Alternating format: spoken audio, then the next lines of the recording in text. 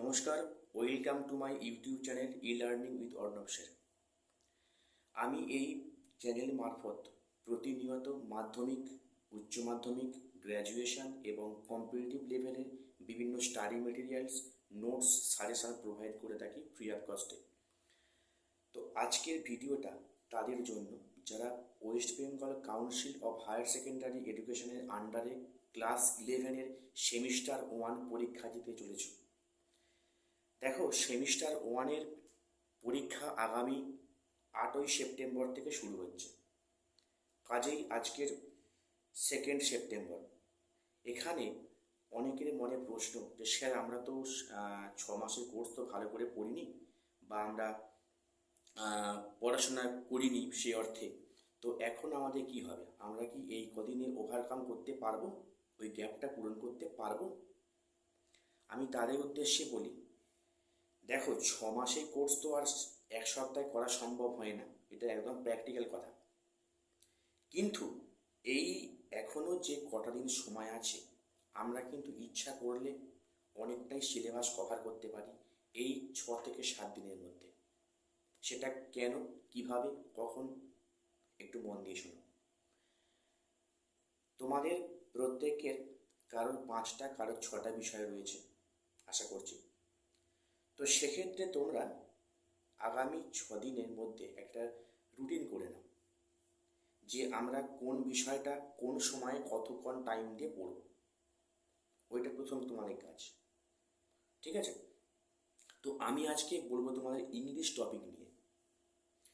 দেখো, ইংলিশে তোমাদের মোট 5টা সেকশান রয়েছে তোমাদের সিলেবাসের মধ্যে সেমিস্টার 1-এ। আর বলে রাখি, তোমাদের কিন্তু এবারে এমসিকিউ পরীক্ষা হবে ওএমআর শিটে। তোমরা জীবনে প্রথমবার ওএমআর শিটে এক্সাম দিতে যাচ্ছ। তো এখানে তোমাদের 40টা প্রশ্ন পড়বে 1 মার্কের, পরীক্ষা মোট 40 নম্বরে। তো ইংলিশে তোমাদের সেক্ষেত্রে 5টা ইউনিট করা আছে। প্রথম ইউনিটে আছে প্রোজ, যেখান থেকে 10 মার্কস রয়েছে। এবং তোমাদের প্রোজে প্রথম দিকে 3টে প্রোজ ছিল, পরবর্তীকালে সেটা একটা বাড়ানো হয়েছে। বর্তমানে মোট 4টে তোমাদের প্রোজ সেকশন রয়েছে, যেখান থেকে মোট 10 মার্কস রয়েছে। এখন এখানে স্যার 10 মার্কস কি আমরা পেতে পারবো? দেখো, যেহেতু এটা এমসিকিউ কোশ্চেন পরীক্ষা হচ্ছে, কাজেই এমসিকিউ কোশ্চেন মানে তোমাদের টেক্সট কিন্তু থরলি পড়তে হবে, এর বিকল্প হয় না। যে যা টিচারের কাছে পড়েছো, নোটস, সাজেশান নিয়েছো, ঠিক আছে, দ্যাটস ওকে। কিন্তু আমি বলবো, যে কটা দিন টাইম আছে তোমরা ফাঁক পেলে যখনই ইংলিশ নিয়ে বসবে, বিশেষ করে 4টে প্রোজ থেকে টেক্সটগুলো বারে বারে রিডিং করো। কারণ এমসিকিউ মানে কিন্তু টেক্সট বেসড কোশ্চেন হবে, ঠিক আছে? আচ্ছা, নাম্বার 2-এ আছে ভার্স বা পোয়েট্রি সেকশন, যেখানে তোমাদের 3টে পোয়েট্রি আছে। তো এক্ষেত্রে বলবো তোমরা পোয়েট্রিগুলো line by line explanation with reference ভালো করে খুঁটিয়ে খুঁটিয়ে পড়ে যাও। যা নোটস পড়ছো তার ফাঁকে তোমরা এগুলোও পড়ো, ঠিক আছে? নাম্বার 3 আছে র্যাপিড রিডার। এই জায়গাটা প্রত্যেকের ডাউট থাকে, স্যার র্যাপিডটা কি টেক্সটের মতো খুঁটিয়ে খুঁটিয়ে পড়তে হয়? দেখো বলি, র্যাপিড মানে কিন্তু দ্রুত পঠন, অর্থাৎ আমরা টেক্সটটা যে প্রসেসে পড়ব, লাইন বাই লাইন খুঁটিয়ে খুঁটিয়ে পড়ব। র্যাপিড কিন্তু সেভাবে পড়তে হয় না। র্যাপিডের মেন বিষয়বস্তু, মেন ঘটনাক্রম জানলে আমাদের উত্তর করতে অসুবিধা হয় না। কারণ র্যাপিডটা ওল্ড সিলেবাসেও ছিল, সেখানে দেখা গেছে যে যা কোশ্চেনগুলো এসছে এমসিকিউ, যারা মোটামুটি ঘটনা জেনে বুঝে গেছে তারা কিন্তু প্রত্যেকেই অ্যান্সার করতে পেরেছে। কাজেই র্যাপিড নিয়ে খুব বেশি মাথা ঘামানোর দরকার নেই। তোমরা জাস্ট র্যাপিডের ঘটনাটা ভালো করে জানো, বোঝো, এবং তার বিষয়ে তোমরা পরীক্ষা দাও, সমস্যা হবে না র্যাপিড থেকে। তোমাদের র্যাপিড থেকে কিন্তু 10 মার্কস রয়েছে, এটা মাথায় রেখো। একটা ভালো মার্কস কিন্তু এখান থেকে ক্যারি করছে। তারপরে আছে টেক্সচুয়াল গ্রামার। তোমাদের সেমিস্টার 1-এ আছে টেক্সচুয়াল গ্রামার, আর সেমিস্টার 2-এ থাকবে নন টেক্সচুয়াল গ্রামার। অর্থাৎ এখানে তোমাদের পোয়েট্রি আর প্রোজ সেকশন থেকে লাইন তুলে কিছু গ্রামারের কিছু লাইন দেবে, তোমার সেখান থেকে তোমাকে গ্রামার করতে হবে, ব্র্যাকেটে যা ইনস্ট্রাকশন দেবে। তো গ্রামারের মধ্যে একটা হিউজ সিলেবাস রয়েছে, সেখানে কি নেই, tense, voice, narration change, phrasal verb, preposition, clause, সব কিছুই আছে। অর্থাৎ গ্রামারটা নিয়ে যারা ভয় পাচ্ছ, অতটাও ভয় পাওয়ার দরকার নেই। কেন? তোমরা গ্রামার প্রত্যেককে ক্লাস 5 থেকে গ্রামার শিখে আসছো, ক্লাস 10 অবধি তোমরা গ্রামার করেছো, 9-10 যা গ্রামারের সিলেবাস সেটাই আছে তোমাদের সেমিস্টার 1-এর সিলেবাস, কোনো চেঞ্জ হয়নি। ঠিক আছে? কাজেই যাদের গ্রামারে মিনিমাম কিছুটা হলেও জ্ঞান রয়েছে, যারা টিচারের কাছ থেকে গ্রামার শিখেছ, হয়তো ভালো শিখতে পারেনি, তো সেক্ষেত্রে কোনো সমস্যা নেই। যারা মোটামুটি গ্রামারের রুলসগুলো মোটামুটি জানো, তারা কিন্তু উত্তর এমসিকিউ করে আসতে পারবে এবং সঠিক করবে। কেন বললাম কথাটা? দেখো, এমসিকিউ কোশ্চেন মানে সেখানে অপশান থাকবে, 4টে অপশান থাকবে, এ বি সি ডি। যারা গ্রামার মোটামুটি শুনেছ বা যাদের গ্রামার সম্বন্ধে বেসিক কনসেপ্ট সামান্য হলেও আছে, তারা কিন্তু উত্তর দেখা মাত্রই বলে দেবে কোনটা সঠিক কোনটা বেঠিক। কাজেই এখান থেকে কিন্তু গ্রামার তোমরা 5-এ 5 পেতে পারো, এটা সম্ভাবনা, পসিবিলিটি অবশ্যই আছে।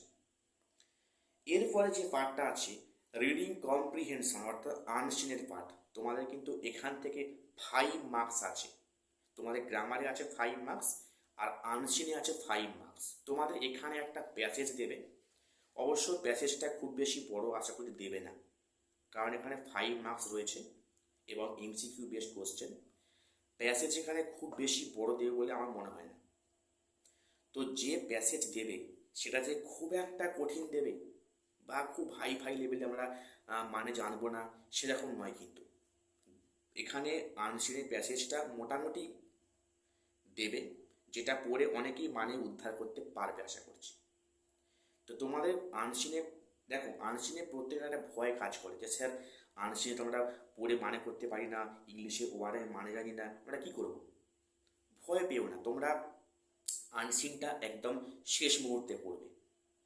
তোমরা আনসিনটা একবার ঠান্ডা মাথায় শান্ত মাথায় একবার রিডিং করবে।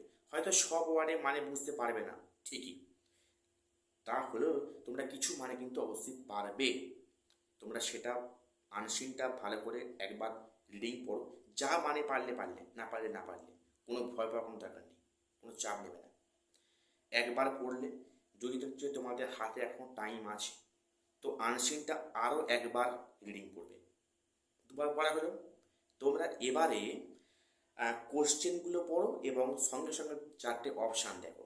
এখানে প্রত্যেকের একটা ভুল জিনিস করে কি, আমি লক্ষ্য করে দেখেছি যে স্টুডেন্টরা যখন আমার এখানে আনসিন করতে যাচ্ছে, তারা জাস্ট এমসিকিউ কোশ্চেনটা পড়ে তারা উত্তর খুঁজতে যাচ্ছে প্যাসেজের মধ্যে, তারা কিন্তু একবারও 4টে অপশান খুঁটিয়ে দেখছে না। দেখো, এমন প্রশ্ন আছে, তুমি যে আনসিনটা একবার বা 2বার পড়েছো, তুমি যদি তার 4টে অপশান উত্তর দেখো, তুমি কিন্তু উত্তর অটোমেটিক করতে পারবে বা পারতে। তোমরা কিন্তু সেটাকে অপশান না পড়ে আনসিনে খুঁজতে চাচ্ছ, ওতে সমস্যা কী হচ্ছে? ওতে সমস্যা হচ্ছে টাইমটা অনেক ওয়েস্ট হচ্ছে, প্লাস তোমরা উত্তর খুঁজে পাচ্ছ না। কাজেই তোমাদের যে 5টা কোশ্চেন দেবে এমসিকিউ আনসিনের পার্ট থেকে, তোমরা সেখানে তোমরা কিন্তু প্রতিটা প্রশ্ন পড়বে এবং সাথে সাথে 4টে অপশানে পড়বে। এতে তোমাদের সময়টা অনেক সাশ্রয় হবে এবং উত্তর তোমরা সহজে খুঁজে পাবে। ঠিক আছে? তো এই কটা দিন তোমরা যা টাইম পাচ্ছ সময় নষ্ট করো না। এতদিন যা করার করেছো, ঘুরে মোবাইল দেখে সময় কাটিয়েছো, ঠিক আছে? এখনও যা সময় আছে, এখনও কিন্তু ঘুরে দাঁড়ানো সম্ভব। আজকে সেপ্টেম্বরের 2 তারিখ, 8 তারিখে পরীক্ষা আরম্ভ। তোমরা আগামীকাল থেকে কিন্তু তোমরা কাজে লেগে পড়ো। দিনের সময়কে রুটিনে ভাগ করো, কোন সাবজেক্ট কতক্ষণ পড়বে, এবং তোমরা কিন্তু থরলি পড়ো। এমসিকিউ মানে থরলি পড়া, কিন্তু নোট সাজেশন স্যার পড়বে না, হ্যাঁ অবশ্যই পড়বে, আমি না বলছি না। তার আগে শেষ মুহূর্তে টেক্সটটা একবার রিডিং পড়ে যাও। আশা করছি তোমাদের এমসিকিউ করতে অসুবিধা হবে না, কারণ যে স্যার যেনারা যাই সাজেশান দিক, এমসিকিউতে 100% কমন দেওয়াটা অসম্ভব। সেটা আমি কেন, অন্য স্যারের ক্ষেত্রেও সেম কথা প্রযোজ্য। যেখানে বলে যে 100% কমনের গ্যারান্টি, ওটা ভুল কথা হয়, এটা ভুল কথা।